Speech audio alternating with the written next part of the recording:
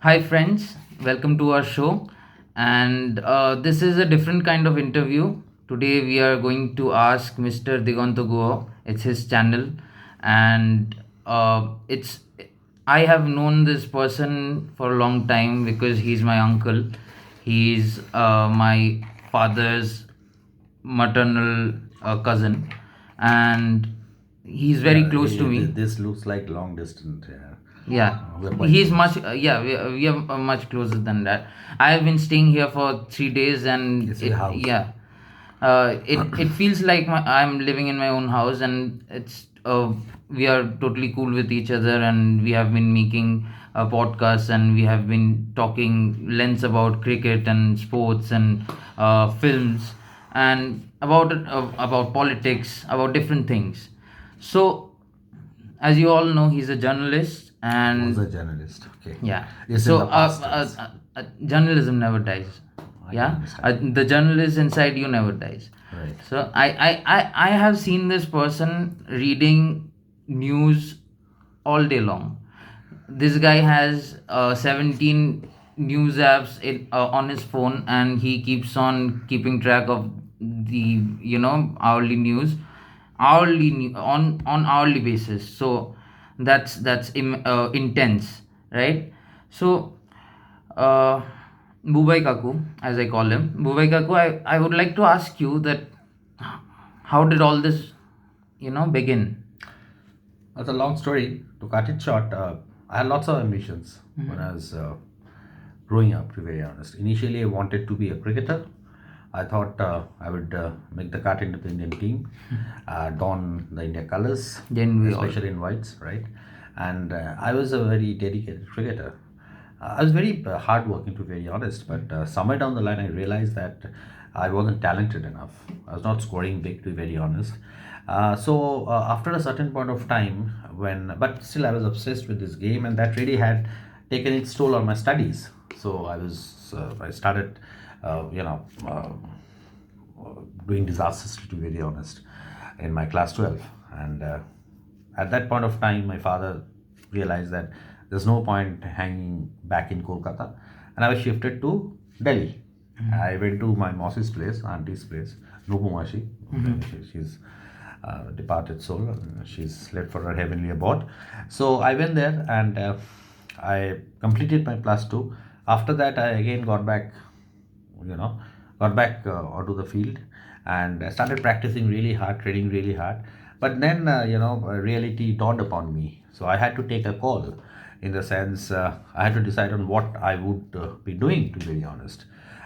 Coming from a middle class family, I didn't have that luxury to go all out to establish myself in this game of cricket, or for that matter, in any other field associated with sports.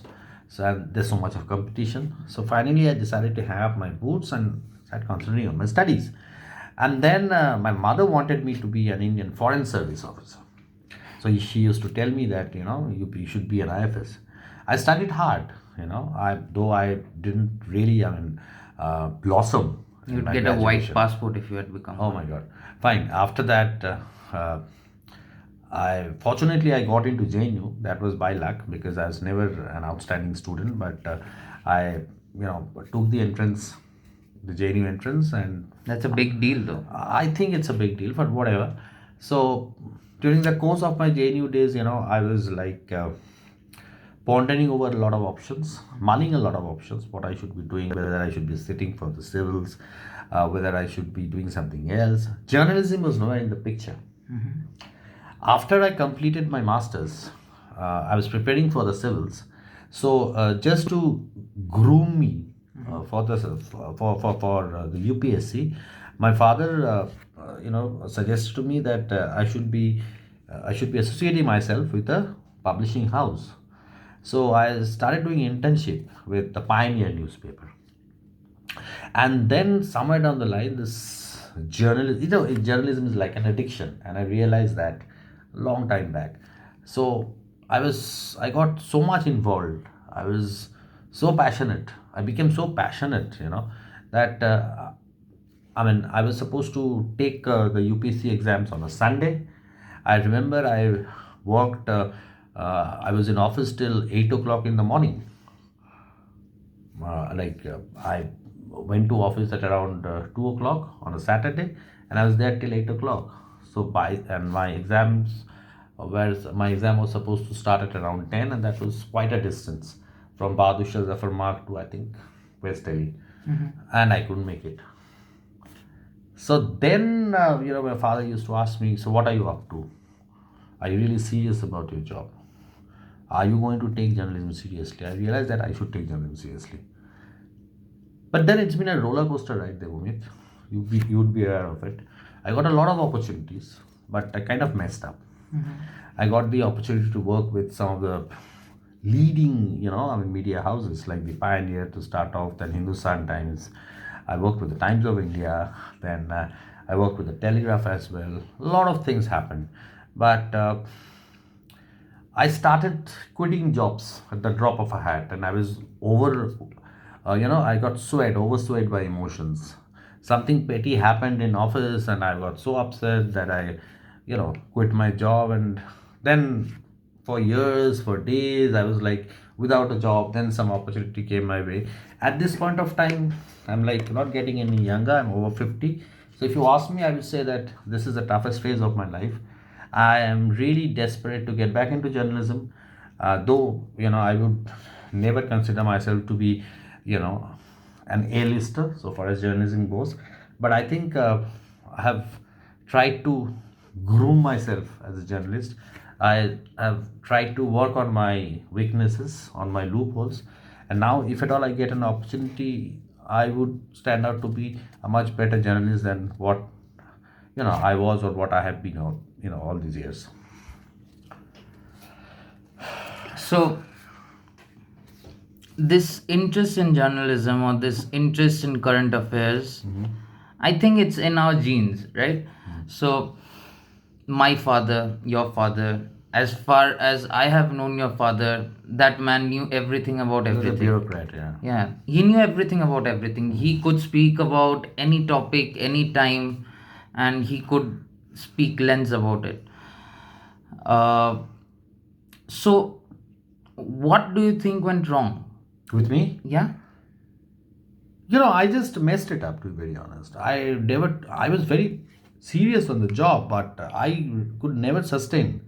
As I said, petty things happened. Somebody said something to me. I got so upset that the next day I put in my papers. And I've done it umpteen number of times. Now my friends, my ex-colleagues and all that, my contemporaries, they have all kind of stopped interacting with me because they're fed up. Some of them gave me, opportunities to bounce back. I remember one of my friends, Sanjeev Guha. He's a very renowned journalist. He's with ETV Bharat. He, I think last year, right? So again, I'd left a job and I was doing nothing, wasting my time. But at the same time, I was itching to get back into journalism. So he calls me up out of the blue and offers me a job with ETV. I went to ETV. I went to Hyderabad and I worked there for about 2.5 months. All of a sudden, something happened and I left the job. So if a person is so whimsical, if a person doesn't stick to his job, if a person, despite the fact that he's very passionate, he's serious, if he doesn't, prolong his stay in an organization, it's very difficult for him to be taken seriously. People would just say that, see, the general notion on me at this point of time is that this guy is very hardworking, fine, and he did a fantastic job whenever he got an opportunity, but he's not serious about his job. You can't trust him. No one is going to hire me because of my own doing, and I do regret it, to be very honest. But I think I really hope that it's not too late in the day, because now at this point of time I am so, and you know it pretty well. Yeah. You observed me over the last 3 days. I'm always on the news. I'm trying to keep myself abreast of what's happening, and I'm trying to improve as a writer, as a speaker. The reason why I'm doing this show with you at this hour of the morning, I would say, it's just to assess myself. It's just to gauge how good I am, or how good I could be in the days to come. But alas, my efforts are kind of biting the dust and turning out to be a dampener. But I really hope that Lady Luck or the Almighty kind of smiles on me, and I get one last opportunity to redeem myself. Hard work always pays off. Hope so. But Yeah, coming back to the topic, so journalism was not just your profession, it was your passion. It still is. Yeah. It still is your passion. And what does it mean getting back into the field of journalism? Right now you're working for an engineering company. Yeah. Yeah. And what kind of job do you do there? I'm in charge of the content part. Okay. I do the writing part. I handle the writing part. I handle their website, and at times I also do a little bit of marketing here and there. But that's pretty negligible, I would say.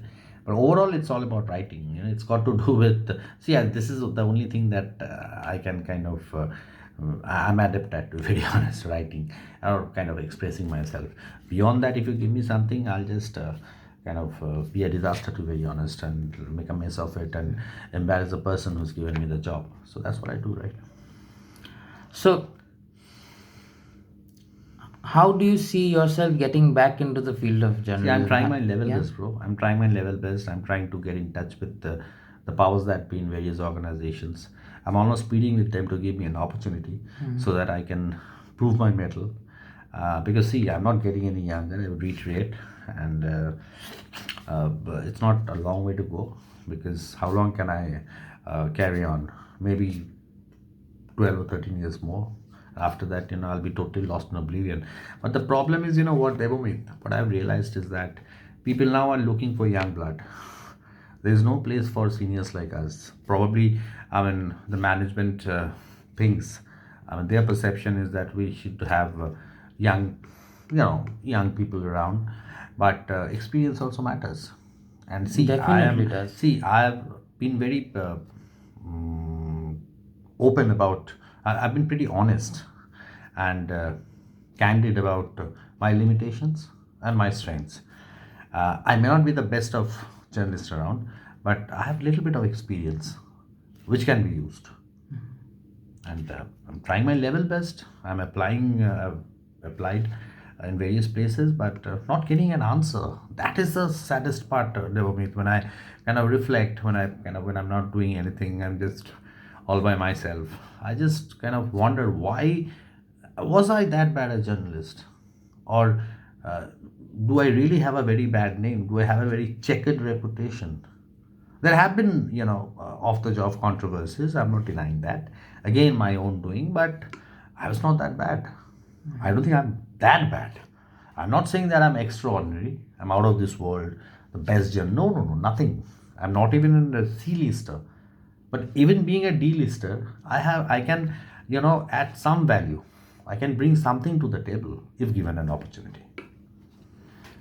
So how do you think that all this negativity, or all these thoughts that's going around your head right now, how are you going to manage this, and how are you going to focus in getting back to journalism? See, I'm living with reality. Reality tells me that I need to wait, maybe. I need to wait for my time, for my opportunity, and that opportune moment would come somewhere down the line. And I have to be very pragmatic, But every day, every second, every minute, when I see, like yesterday itself, I was just going through Meta Facebook, and I saw that an ex-colleague of mine, Nikhil Bapat, he works with ETV. He's now part of that Sony network, team, which is covering this India England series. And I felt so proud, and I just messaged him saying that, hey, bro, this is great here, this rocks here, and all the best. But that deep down the line, you guys were busy playing, I think, Chinese checkers. And deep down the line, I kind of just looked into myself, and I felt that I could have been there. I could have been part of the team. Because, cricket is my life, it's like a religion to me. But then you have to just, accept the reality, accept what's coming your way. You cannot overdo things, you cannot overstretch yourself. You can give your best, you put in your best, you give in more than 200%, but the rest, it's all about destiny, I guess. And I was right, I was regretting the fact that I just mauled my life. I won't be using any other term, but I just mauled my life. I kind of slaughtered my life and my career, and I'm to be blamed for this. I won't give you advices. I'm not old enough to give you No, advices. no, I'm open to Yeah. advice. Yeah. But I would say the first thing I would say to you is number one, it's never too late. It's never too late to start anything new, or it's never too late to start fresh. Number two is sometimes opportunity doesn't come, just come to you. You need to create opportunities. You need to create opportunities for yourself, right? So I would ask you to think about it a bit. Yeah. You told me about launching a website. Yeah. Okay, that's not a cakewalk, bro. Because Oh, definitely not. see, See, you need to get a good financier who's going to back you. Yeah. You need to get a good team because it Yeah. cannot be a one-man show. Lakhs of stories are floating around, and almost all the stories are important because if if you're on X, I mean. If you just go to your notification you get button, 1,000. Yeah. Every second there's a new story. Every second, and almost all It's the not stories are easy. It's important. not easy to create a brand of your own. Yeah, that's very It's tough. that's very tough. But something, if I ever get an opportunity to launch a website, I would focus on the website part now. I'm not very interested in getting back into print because I have a lot of respect for print. I started my career with print, but it's gone obsolete somewhere, to be very honest, because it's all about pace. Okay. So, and over the last 7 8 years, I have been working on the web. So more or less, I'm hooked to it. If at all I get an opportunity to launch a website of my own, if I get a good team, I would rock. We would rock rather, because I always believe in teamwork. I definitely know you would. So let's talk about just you now, okay? You as a person, yeah. I'm not talking about you professionally or you how you were during your time as a journalist or in middle, but define yourself as a human being. As a human being, Yeah. that's the last thing I will do. Human being, goodness me. You're putting me on the mat. I'm an ordinary human being. What do you call that? Flesh and blood. I'm very emotional. I have my own world, to be very honest. I keep imagining big, big things. You're short tempered. I was. I was. I You used. still are a bit. No, not to that extent. I'm Not to very. that extent. I have but my. you, I have my yeah. share of mood swings. Yeah. My mood. Keeps Fluctuations. fluctuating. To be very honest, whimsical at times.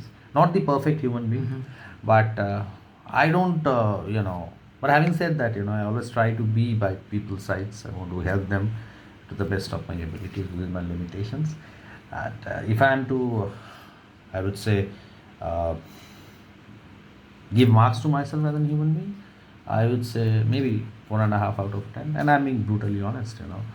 There's no point trying to. I mean, what should I say? Score brownie points by overstretching or over imagining yourself or overestimating yourself. This is what I am, and I'll be honest with that. You might be a 4 out of 10 person by your own rating, but I do know this. But I have known you for a long time, and I do know this. You have a heart which rates about 10 out of 10 because you have one of the purest hearts. I'm really You know? touched and overwhelmed. I wish Yeah. I wish all my critics No. are You watching this. see, the most short-tempered person, people are always misunderstood. I myself, I think I'm misunderstood. yeah, I myself am a short-tempered person. My father is a bit short-tempered. My mom is a bit short-tempered. So, you know, all we short-tempered person have difficulty in communication. You know, sometimes it's hard for us to express ourselves. Sometimes it's hard for us to express our emotions. Yeah, but it doesn't mean that the work we do or the job we do we are not good at that. Yeah, we do that perfectly, and we are you know kind of the best at what we do. I believe that. Yeah. So I would like to wrap this up by saying that, you know, the journey has just started for you. Okay. If you think about it, because just You mean to not, say reincarnation of sort? yeah, because Okay. uh, the roads never end. Yeah, Mm-hmm. until you reach a coast, the roads never end. You reach the pinnacle or reach the zenith. Yeah. Okay. So roads always end where there is nothing to left to do for a human being, right? If you reach a mountain peak, there's nothing to do. You reach a coast, there's nothing to do for a human being. Yeah. So I would say that try your best. Mm-hmm. Yeah. Don't stress over it a lot. Things will fall into place. God has his own plan for you, obviously. And trust in yourself, trust in your talents, and just work hard. Well, thank you so much, Debomit. I mean, I saw you, you know, seeing the light of the day, light of this world, in front of my own eyes, and I'm really, I really appreciate the fact that you've evolved as a human being over the years. You've matured a lot. You've done your parents proud. You've done us proud. You've just cracked your MTech, which is a huge achievement. I Thank wish you. you all success. And so far as I go, well, your words would work wonders for me, I hope. And I'm actually passing through perhaps the toughest phase of my life, but with well wishers like you around, I'm sure I'll be able to bounce back afresh and redeem myself, as I said. Well, the world may not be an oyster for me, but hopefully it would be much much better than what I have I would say encountered over the years. Yeah, you're the pearl in the oyster. Oh, thank you so much. God bless. And so, guys, I mean, I'm really getting emotional, and I love this guy because he's been so straightforward. He's asked me some very emotional questions, and he's dug into my past as well, a bitter one. But I think I've been, transparent and honest enough in expressing myself. And once again, this channel is a kind of a platform for me, which I try to utilize so as to express myself. Please keep backing me. Please keep supporting me, and I hope and I pray that with your support I'll be able to achieve what I want to at this point of time. See, there's a lot of pain out here, a lot of pain inside, to be very honest, and I would again reiterate that I did not utilize or cash in on the opportunities that came my way. But that's a thing of the past. Let's look forward, done and dusted. Let me shun the past and kind of embark upon a mission to achieve something that I really want to, because that would be last effort to prove to the world that I'm not finished, so that before I die, I can just turn around and tell my next generation that hey, your uncle was not that bad. So have a great day, have a great Tuesday. God bless. Thank you, Devamit. You made me emotional, to be very honest, but I just love you, and I'm really, really proud of you, especially for the fact that you're so you know you articulate so well, and you're so eloquent with the language, and I really hope that you stick to it, rise in the ranks and make everybody around you proud. God bless.